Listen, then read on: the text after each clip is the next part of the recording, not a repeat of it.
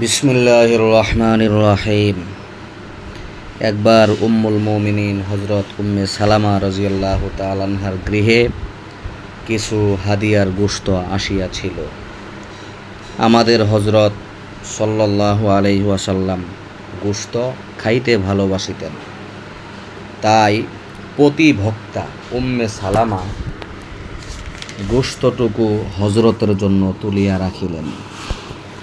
ইতিমধ্যে এক ভিক্ষুক গৃহদ্বারে আসিয়া হাঁক ছাড়িল, আল্লাহর নামে খয়রাত দিন, আল্লাহ বরকত দিবেন। গৃহ মধ্য হইতে জবাব আসিল, বাবা মাফ কর, আল্লাহ তোমাকেও বরকত দান করুক। ইহার অর্থ হইল তোমাকে দিবার মতো বাড়িতে কিছুই নাই।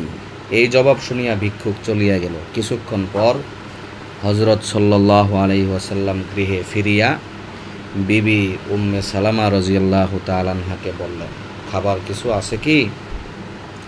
হযরত উম্মে সালামা রাদিয়াল্লাহু তাআলা আনহা জি হ্যাঁ বলিয়া তৎক্ষণাৎ ওই গোশত আনিতে গেলেন, কিন্তু পাত্রের দিকে তাকাইয়া বিস্ময়ে স্তম্ভিত হইয়া গেলেন, কারণ উহাতে গোশতের নাম গন্ধও নাই, আছে মাত্র এক টুকরা পাথর।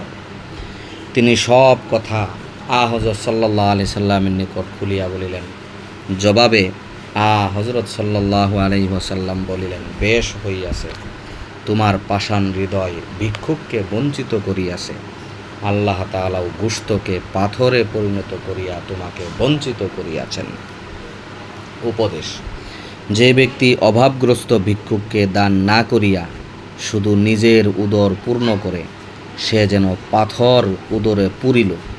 এইরূপ করিতে করিতে শেষে তাহার হৃদয় পাষাণের মতো হইয়া যায়। কিন্তু দুনিয়ায় আল্লাহ তাআলা এইরূপ পরিণাম সকলকে চর্মচক্ষে দেখান না।